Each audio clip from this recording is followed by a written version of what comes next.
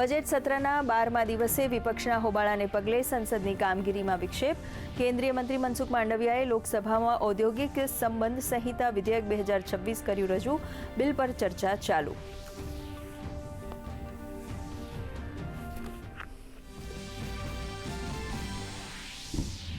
BJP સાંસદ Nishikant દુબેએ Lok Sabha speaker ઓમ બિરલાને લખ્યો પત્ર. રાહુલ ગાંધીના આચરણ મામલે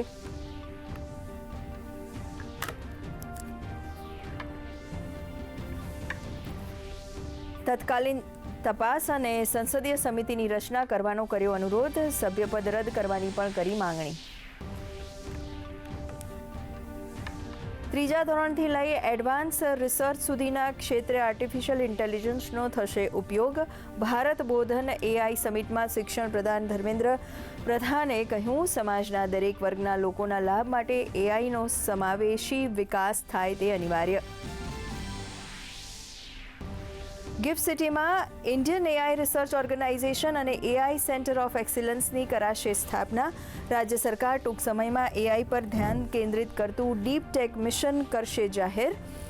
ગાંધીનગર ખાતે રાજ્યકક્ષાના ભાષિણી રાજ્યમ વર્કશોપ અંતર્ગત કરાઈ જાહેરાત.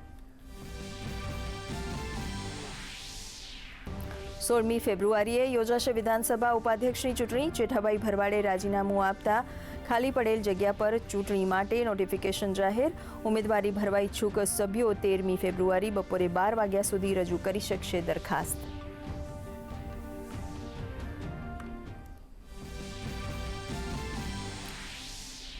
રાજ્યની વિવિધ નગરપાલિકાઓમાં હરિત આવરણ વધારવા તરફ મહત્વના પ્રયાસ. અમૃત 2.0 હેઠળ શહેરી વિસ્તારોમાં ₹117 કરોડથી વધુના ખર્ચે કુલ 131 બગીચાઓને કરાઈ રહ્યા છે વિકાસ. લાઠીમાં ભવાની પાર્ક અને પાલનપુરમાં કૈલાસ વાટિકાના કાયાપલટથી નાગરિકોની સુખાકારીને મળ્યો વેગ. અમદાવાદ શહેરમાં ઘટ્યું ગંભીર પ્રકારના ગુનાઓનું પ્રમાણ. રિજનલ ક્રાઇમ કોન્ફરન્સમાં રાજ્ય પોલીસ વડાએ કહ્યું, સિનિયર સિટીઝન્સ સાથે થતા સાયબર ફ્રોડ અટકાવવા તેમજ અમદાવાદ શહેરમાં સુચારુ ટ્રાફિક વ્યવસ્થાપન વિકસાવવા પર રહેશે ભાર.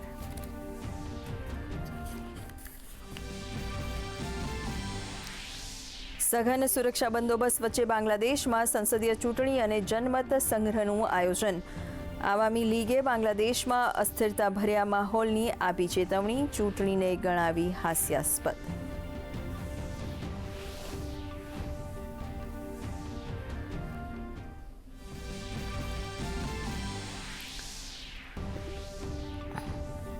ભારતીય શેરબજાર સુસ્તીના માહોલ સાથે બંધ. સેન્સેક્સમાં 558 અંકોનો ઘટાડો. નિફ્ટી 25,800ની સપાટીને પાર. IT ઇન્ડેક્સમાં ગત 6 મહિનાનો સૌથી મોટો કડાકો. રિયાલિટી, તેલ, ગેસ, એનર્જી શેરોમાં જોવા મળ્યું દબાણ. સોના ચાંદી થયા સસ્તા. અને T20 ક્રિકેટ વર્લ્ડ કપમાં ભારત અને નામીબિયા વચ્ચે આજે સાંજે 7 વાગ્યાથી મુકાબલો શરૂ. દિલધડક મેચમાં શ્રીલંકાએ ઓમાનને 105 રનથી આપી માત, તો નેપાળ સામેની મેચમાં ઇટલીએ ટોસ જીતીને પસંદ કરી ફિલ્ડિંગ.